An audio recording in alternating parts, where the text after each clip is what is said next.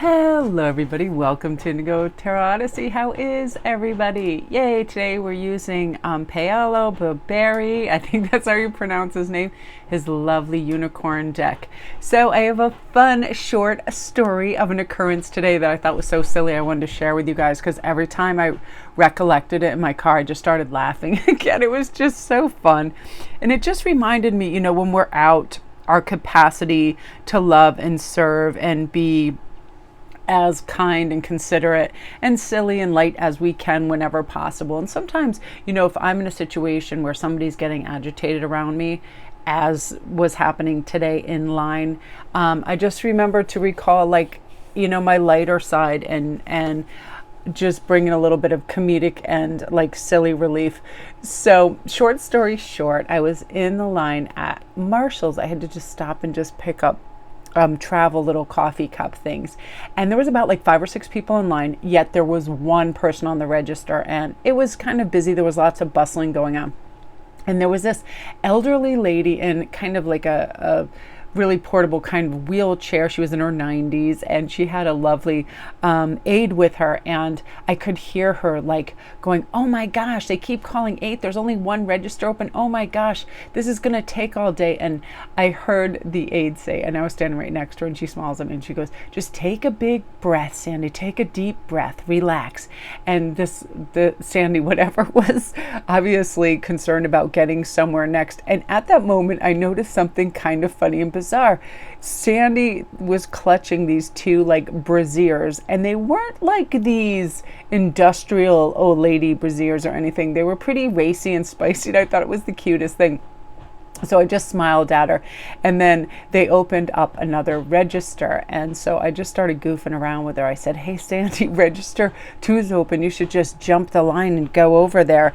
And she starts smiling, and then she starts laughing, and then the light went on for 8 again, because that was the one register that was constantly trying to deal with everybody. And she's like, "Oh, that 8 again." And then I noticed that there was a help wanted sign. I was like, "Hey Sandy, they have a help wanted sign, why don't you start right now?" I go, "To get the initiative, go jump on a register, you can ring me out." And it was so cute because she started laughing. I could see the relief in her assistant's eyes, because we all know that emotion is contagion, right? And it's if people can be silly and have a little fun, and really those moments that can drag out where everybody feels uncomfortable, because that feeling, right? When you're online, everybody can start complaining, and then it's very uncomfortable. And the lady in front of me was laughing too, and right before I left, she's like, "Thank you for the laugh." She's like, "I really needed it today." And I feel like that's my mother's presence. And it reminded me of this mystery card, because my mom was never bored anywhere. You put her in a line, you put her in the DMV, you put her anywhere, and she'd always be having a good time and having conversations with everybody. And I love this card so much because it reminds me of, every moment that we have is a chance to initiate a kind of healing behavior, something that reassesses that we are happy to be alive every day, right? It's that kind of sacred ladder that we want to climb and be high vibrational in. And I feel like right now a lot of people are mentioning all over IG and other places that they're having all these great new realizations, that they're excited about life. They're excited to see what's going to happen in the world, and whether it's medically or economically or socially, and travel and countries, and they're getting excited about things. That if one thing can be said, when we were kind of restrained and limited in our movements, a year or 2 ago, is now people are relishing that freedom, and they want to go out and they want to travel and they want to see what's what. And this is how I feel about spirituality. I feel like I can't read enough, I can't hear enough, I can't ingest enough, because it is miraculous, the things that people can understand, and a sense of peace we can derive from it, right? And expansion and all of that. It's wonderful. It's that what if energy. And I feel like, have you ever had just that overwhelming sense of love for a family, for an animal, for a community? And it's this deep swell of gratitude comes up because we get to partake in these things, and we're alive to see these things, whether it's development of a child, a grandchild, or whatever. Today was Hagen's first day, at college. And when I dropped him off, it was just so great to see him just on campus with his backpack and, you know, dozens and dozens of other kids arriving at the same time and everybody going to their classes. And I had such gratitude, that he wanted to go and he loves learning, and that we had the finances to do it, and just everything. I just had so much gratitude, and it made me so happy. And it's one of those mysteries that, wow, like what kind of life is he going to create? And, you know, what's it going to be like for him, and what new friendships are going to be formed, all of that, which brings us to divinity. Listen, there's divinity within all of us. When you woke up today, I bet at least, you know, 25% of you, those concerns tried to like creep up on you, right? Like, oh man, you need to go do that laundry and go pay that bill and go to work and go do this and go do that.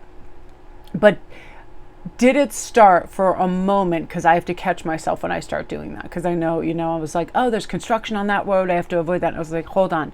First of all, you have a car that you can drive and then avoid these things. So how lucky are you for that? It's 1,000,000 degrees. Or how lucky you have AC in your house, in your car, and everywhere you go, and that you have money for gas, all of these things. And this kind of divinity rose inside of me that just was so thankful, and I had so much gratitude. And then I started looking for things that I thought were divine. The butterflies out, the Mac Daddy turkey that came. It's so funny, the turkeys that come in my yard, the female gaggles always come. There's 2 or 3 aunties and there's 3 teenagers. And the male always comes later. It's really interesting. He doesn't really travel with them. And he was just waiting outside the window. And I love him for the fact that he is so supremely friendly. Like, he comes right to like within like a foot of me as I'm like scooping the food. He just comes up. And I love the way he just kind of, when a bird looks at you, pretty much any animal, but like something about a bird when it looks at you, I swear it's some kind of magic interchange. There is divinity in that. And I always feel like winged creatures are totally magical anyway.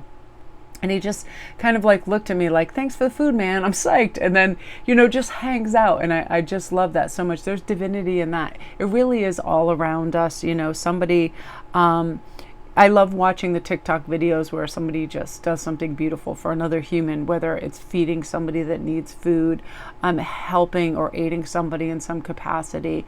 So when we really get down to like kind of the nuts and bolts of it, it's like, how fortunate are you that you have your eyes to see, your ears to hear, you know, your legs to walk, all of those things. Everything else is a gift. And when we start seeing it as that, then all the extra seems like so divine. Like today I found a stone, and I have it out in the living room, but I'll show you guys later.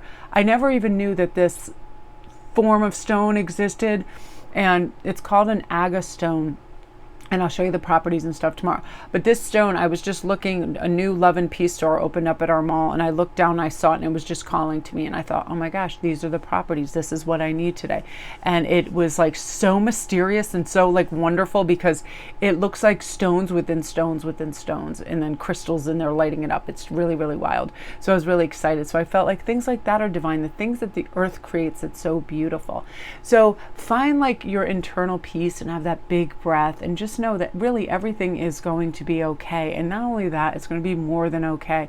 The more we look for love that's out there, the more we look for peaceful, you know, people and wonderful friendships and silliness and humor and crazy animals and awesome sunsets.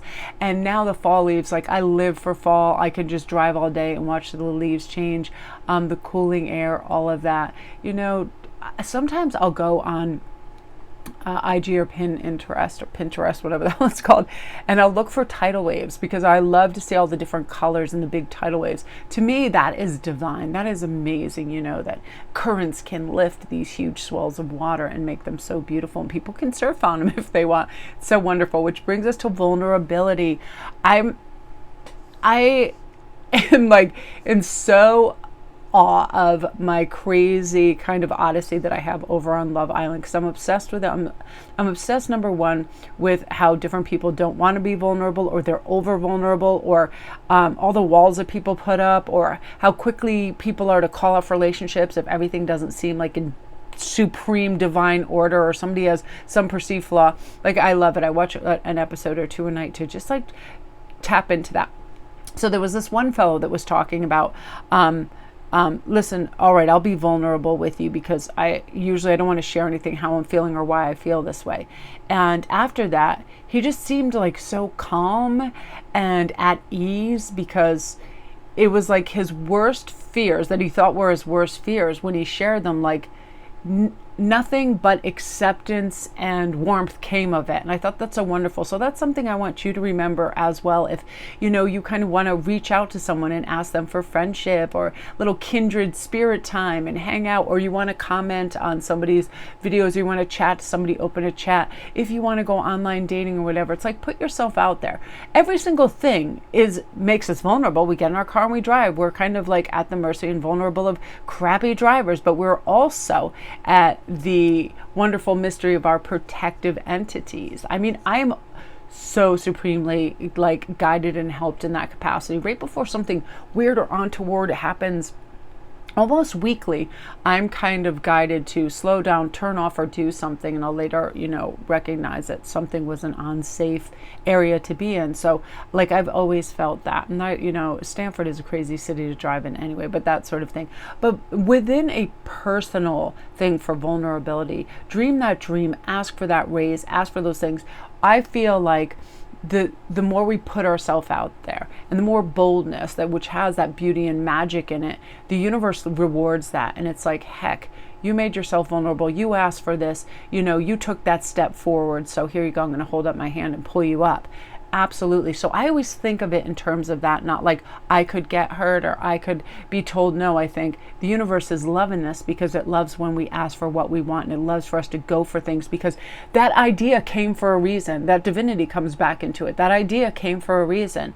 That little push to start that company, to start that conversation, to initiate something or change. Like, I've just begun this whole series of change. I'm so proud of myself. Like, I started thinning out all my personal gear and getting rid of stuff. And today I exercised for over 2 hours. I was like, your body is going to be totally bummed out if you don't start.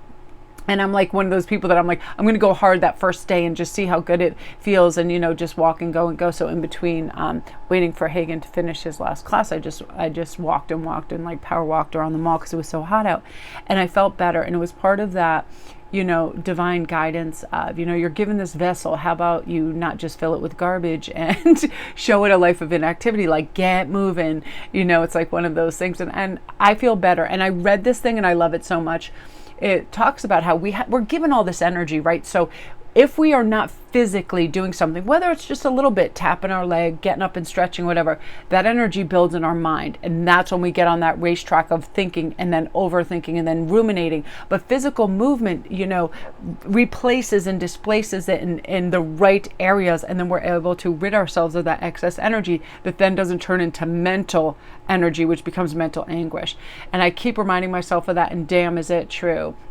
Because I know when I'm sitting, and I've been sitting for a while, and I'm studying and I'm doing stuff, and then I start to feel a little stiff, my thought process will change, as opposed to when I stand up and stretch and move. I'm alleviated of all those stressful things. So yeah, if anything, I definitely felt like the message today was put yourself out there, ask for the things. You have divine guidance and love, and you deserve them. You deserve these things. You deserve to move forward, onward, and upward, and feel good about who you are. And honestly, you guys, we got to get rid of that spotlight effect. People aren't scrutinizing us or watching us that closely. They're really kind of involved in their own lives. So never feel less than or left out or different than, because everybody's in their own little orbit. So make your orbit a happy orbit, where you are able to be vulnerable. And if somebody for whatever reason says no to you, it really has nothing to do with you. It's like their opinion, their orbit, and what's going on with them. And I feel like now is the time we're attracting the people, places, and things that we're meant to attract for our growth, for our prosperity, and for like our own divinity, which I love. So you guys, that is what you are meant to hear today. Thank you so much for tuning in and your beautiful comments. And hello, Sandy, if you're out there buying your racy brassiers.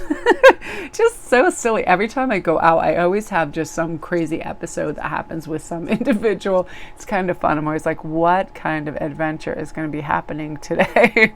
So, I just want to share this too. If you guys have you know, 18 and 19-year-olds. I love it, especially sons. It's like, I don't know what it is, but they don't want to be seen with their moms within their peer groups.